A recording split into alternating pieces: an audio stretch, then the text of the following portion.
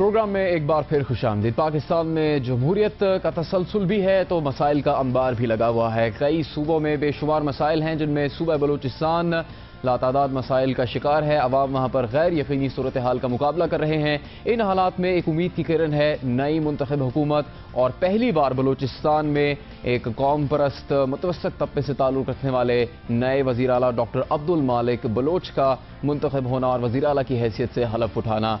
Doctor Abdul मालिक Bloch जो कि पेशे के एतबार से आंखों के डॉक्टर हैं, इसके अलावा वसी तजर्बा रखते हैं। कौम परस्त रहनुमा के तौर पर उनकी जिद्दोजहद कई सालों पर मुहित है। ज़मानत तालिब इल्मी से सियासत में रहे हैं। इसके अलावा बलूचिस्तान के बुजुर्ग सियासतदानों मीर गौस बख्श बजिंजो, सरदार अताउल्लाह मेंगल और नवाब खैर बख्श मरी के साथ भी काम कर चुके हैं। इसके अलावा नवाब अकबर बुगटी और जुल्फ़िकार मक्सी की काबीना का हिस्सा भी रहे हैं। डॉक्टर अब्दुल मालिक बलोच सेनेट के रुकन भी रहे। 18वीं तरमीम में उन्होंने एक अपना अहम किरदार अदा किया, और इसके अलावा लापता अफराद के अहले खाना के जो हुकूक हैं उनकी जिद्दोजहद के लिए भी डॉक्टर अब्दुल मालिक बलोच आवाज़ उठाते रहे हैं। सबसे अच्छी बात यह है कि उनका जो इंतखाब है, उनकी नामजदगी मुत्तफ़िक़ा तौर पर की गई। वो जमात बलूचिस्तान में जो कि इस वक्त बरसर इक़्तिदार हैं, और इसमें मुतब्बिराना सियासत का मुज़ाहरा किया मुस्लिम लीग नून के सर शरीफ ने, जिन्होंने अपनी पार्टी की जानिब से वज़ीर आला की ओहदे की कुर्बानी देकर डॉक्टर अब्दुल मालिक बलोच को नामजद किया, इस आज़म के साथ कि बलूचिस्तान के मसाइल हल हो सके। डॉक्टर अब्दुल मालिक बलोच ने भी नए अज़ाइम का इजहार किया है। उनका कहना है कि लापता अफराद, मादनियात की रॉयल्टी, सेहत और तालीम के शोबे में जो चैलेंजेस हैं उनसे वो निमटने के लिए तैयार हैं, और तमाम बलोच रहनुमाओं के साथ मिलकर वो सूबे के मसाइल को हल करना चाहते हैं। डॉक्टर अब्दुल मालिक बलोच का वज़ीर आला मुंतखब होना किस कदर अहम है, बलूचिस्तान के अवाम इससे क्या उम्मीद लगाए बैठे हैं, इसी बारे में हम बात करेंगे प्रोफेसर मोहम्मद आरिफ से, जो कि ताल्लुक़ रखते हैं शोबा सियासियात बलूचिस्तान यूनिवर्सिटी से। प्रोफेसर आरिफ, पहली मरतबा ऐसा है कि एक ऐसा शख्स जिसका ताल्लुक़ मिडिल क्लास से है, कौम परस्त रहनुमा है, अवाम के अंदर रहता है, वो वज़ीर आला मुंतखब हुआ है। बलूचिस्तान के लोगों के लिए जो कि मसाइल का शिकार हैं और गैर यकीनी सूरत हाल है वहाँ पर, उनके लिए कितनी बड़ी खबर है ये? देखिए, बलूचिस्तान में ये पहली मरतबा हुआ है कि डॉक्टर अब्दुल मालिक, जो कि एक अवामी नुमाइंदे हैं, या वो ख़ुद अवाम में से एक शख्सियत हैं जिन्होंने बड़ी जद्दोजहद के बाद ये मकाम हासिल किया है, और आहिस्ता आहिस्ता वो पार्लिमानी सियासत तक पहुँचे 1988 के बाद से। तो मैं ये समझता हूँ कि ये पहली मरतबा है बलूचिस्तान की तारीख़ में कि एक आम आदमी जो है वो वज़ीर आला हो, और यहाँ पर आम आदमी के मसाइल के हल के लिए वो एक ऐसे ओहदे पर मौजूद है। तो मैं ये समझता हूँ कि ये बहुत बड़ी ख़बर है बलूचिस्तान के लिए कि पहली बार एक आम आदमी जो है वो वज़ीर आला मुंतखब हुआ है। डॉक्टर आरिफ, इन हालात में, जिन हालात से इस वक्त बलूचिस्तान के लोग जिनका मुकाबला कर रहे हैं, जिन हालात से गुजर रहा है सूबा, आपकी नज़र में डॉक्टर अब्दुल मालिक बलोच के लिए सबसे बड़ा चैलेंज क्या होगा बहैसियत वज़ीर आला? जैसा कि ख़ुद डॉक्टर अब्दुल मालिक ने भी कहा है, और आप जानते हैं कि बलूचिस्तान के हालात गुज़िश्ता वैसे तो 65 साल से ही ये हालात कभी ऊपर और कभी नीचे रहे हैं, लेकिन गुज़िश्ता एक दहाई से यहाँ के हालात बहुत ख़राब रहे हैं, और जिसका इजहार बार बार डॉक्टर अब्दुल मालिक ने भी किया है कि उन्हें जो सबसे बड़ा चैलेंज है वो लॉ एंड ऑर्डर का मसला है, और यहाँ पर जो नाराज़ लोग हैं उनको मनाने का मसला है, मकसूदा लाशें हैं, टारगेट किलिंग है, और इसके अलावा बम धमाके हैं। तो ये तमाम जो दहशतगर्दी के मामलात हैं, ये सबसे बड़ा चैलेंज मैं समझता हूँ कि होगा डॉक्टर मालिक को सबसे पहले वो इस देखना और उसको एड्रेस करना चाहेंगे। प्रोफेसर आरिफ, बलूचिस्तान के अवाम ये शिकायत करते हैं कि मादनी वसाइल का जो मामला है और फिर तरक्की का अमल, उसमें उनको उस तरह से शामिल नहीं किया गया। तो आपको लगता है कि डॉक्टर अब्दुल मालिक बलोच, जो कि सूबाई काबीना का भी तजर्बा रखते हैं, सेनेट में भी बलूचिस्तान की नुमाइंदगी कर चुके हैं, वो अहलियत रखते हैं बलूचिस्तान को इन गंभीर मसाइल से निकालने की?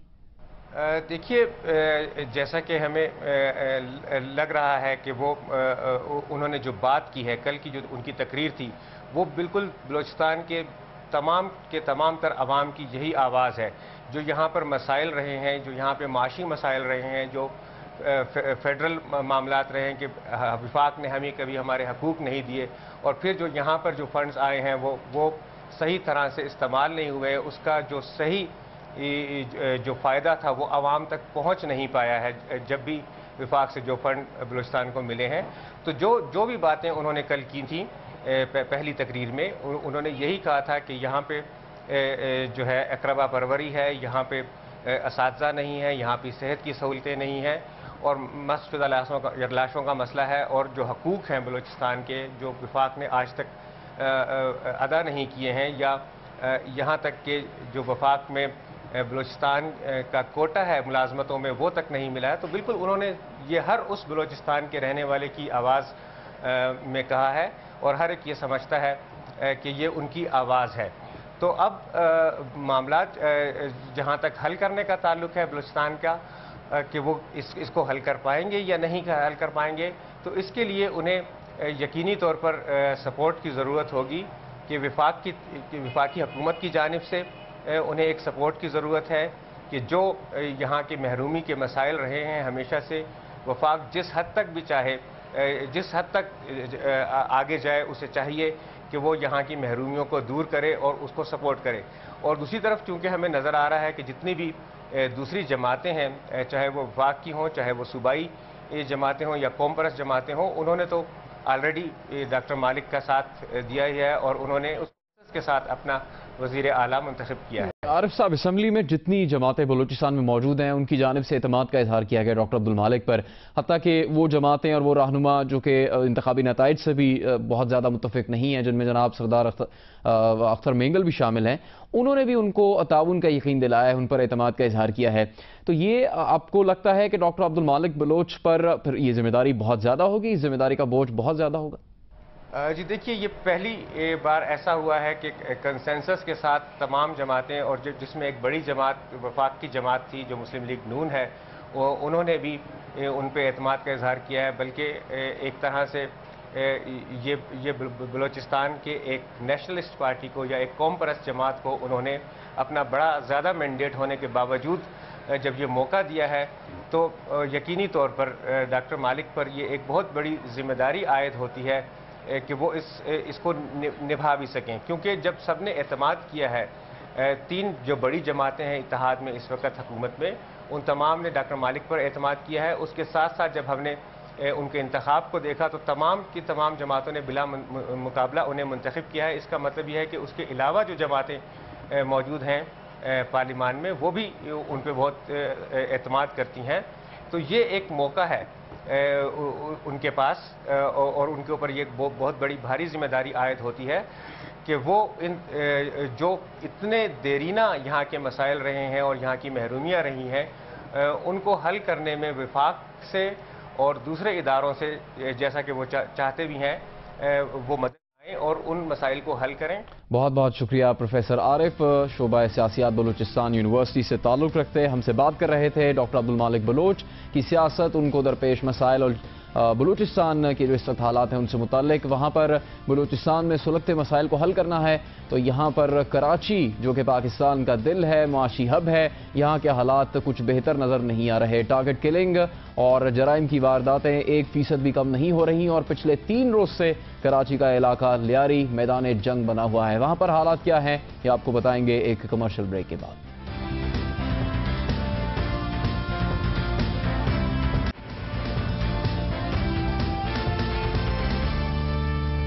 پروگرام میں ایک بار پھر خوش آمدید۔ کراچی کا علاقہ لیاری جو کہ پچھلے 3 دن سے میدان جنگ بنا ہوا ہے، پیپلز پارٹی کے ایک بار پھر برسر اقتدار آنے کے بعد بلند و باند دعوے کیے گئے کراچی میں امن قائم کرنے کے، لیکن اب تک ان دعووں پر عمل درآمد ہوتا نظر نہیں آ رہا۔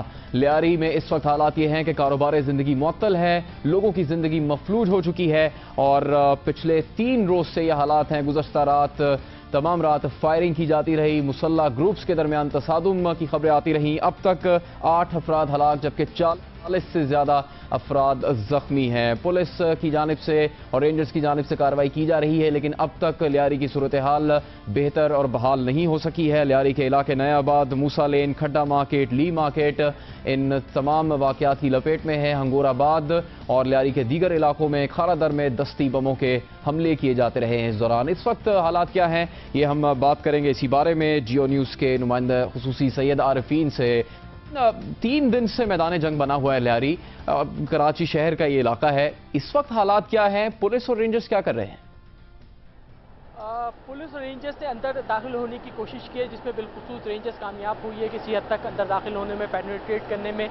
इस वक्त जो हालात हैं, इसका बैकग्राउंड मैं आपको बताता चलूँ कि हफ्ते के रोज़ जो है रेंजर्स की जानिब से जिस वक्त ये दावा किया गया है कि उसने गैंग वॉर के एक अहम मुलजिम मोहम्मद फ़हीम और फ़हीम कुशा को जो है हलाक करने के जिस वक्त दावा किया, उसके बाद से वहाँ हालात ख़राब हुए और फिर इतवार की सुबह में एक हैंड ग्रेनेड हमला किया गया लियारी के कुछ लोगों के ऊपर, जिसमें एक बच्ची समेत 2 अफराद हलाक और 8 के करीब जो लोग हैं वो जख्मी हो गए थे। उसके बाद से ये इलाका मैदान जंग बन गया, जहाँ पे बमों की और हमले हो रहे हैं, जहाँ पे गोलियां बरसाई जा रही हैं आम लोगों के अंदर, और इसमें सबसे ज़्यादा जो नुकसान हो रहा है वो वहाँ के आम जो लोग हैं उनके दरमियान ये वो पिस रहे हैं, वो मुश्किलात का शिकार हैं। बच्चों के जो है वो खुराक का मसला है, जो लोग दफ्तर जाना चाहते हैं वो जा नहीं सकते। महसूर होकर इस वक्त तमाम के तमाम लोग जो लियारी और जो उससे मुल्का इलाके हैं, आगरा ताज, मंगोराबाद के जो लोग हैं वो इस वक्त जो है महसूर होकर रह गए और किसी हद तक अब जो है वो रेंजर्स जो है कामयाब हो चुकी है अंदर तक जाने के लिए, लेकिन अभी देखना है कि ये जो अमन है कितनी देर तक कायम रहता है। आरफीन, इस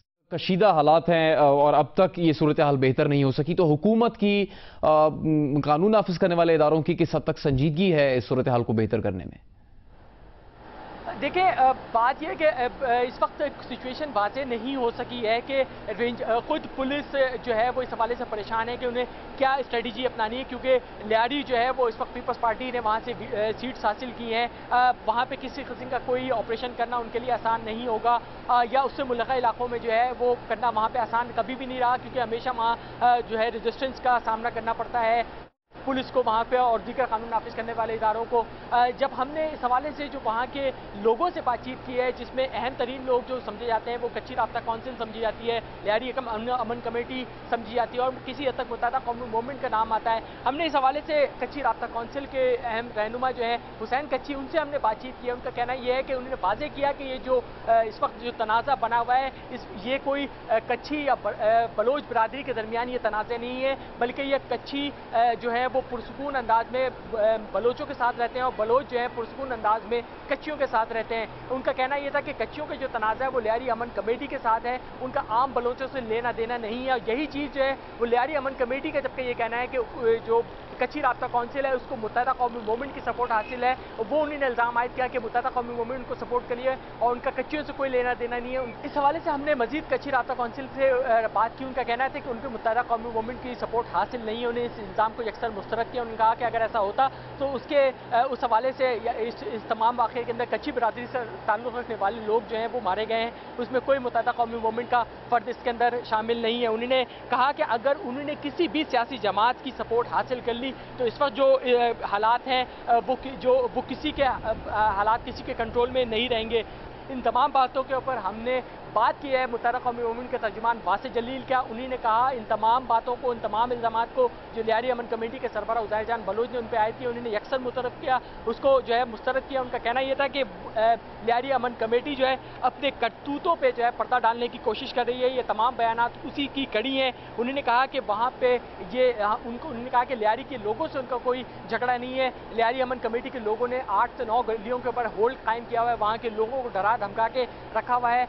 ये बात भी लियारी अमन कमेटी की जानिब से या दूसरे लोगों से जानिब से कहा गया कि इसके अंदर मुत्तहदा कौमी मूवमेंट के लोगों ने इस बात को भी कि वो मुत्तहदा कौमी मूवमेंट जो है कच्ची राब्ता काउंसिल को सपोर्ट कर रही है। उन्होंने कहा कि मुत्तहदा कौमी मूवमेंट ने हमेशा मजलूमों का साथ दिया और इस दफ़ा कच्चियों पे जो है वो लियारी अमन कमेटी की जानिब से जुल्म किया जा रहा है, वो उनका साथ दे रहे हैं। लेकिन उन्होंने इस बात को यकसर मुस्तरद कर दिया कि वो किसी भी किस्म की कोई मदद फराहम कर रहे हैं कच्ची राब्ता काउंसिल को। बहुत बहुत शुक्रिया सैयद आरिफीन। लियारी की सूरत हाल बता रहे थे जो कि अब तक कशीदा है और वहाँ पर लोग इस वक्त कारोबार ज़िंदगी मफलूज होने की वजह से मुश्किलात का शिकार हैं, लेकिन दस्ती बमों के हमले फायरिंग के बाद अब तक हालात लियारी के मामूल पर नहीं आ सके हैं। प्रोग्राम के आगाज़ में हमने जिक्र किया कि जनाब कामरान खान साहब सालाना तातीलात पर हैं, इसलिए इस प्रोग्राम की मेज़बानी की जिम्मेदारी मुझ पर है। अब ये प्रोग्राम अपने इख्तिताम को पहुँचता है। आपसे कल दोबारा मुलाकात होगी। इजाज़त दीजिए। अल्लाह हाफ़िज़।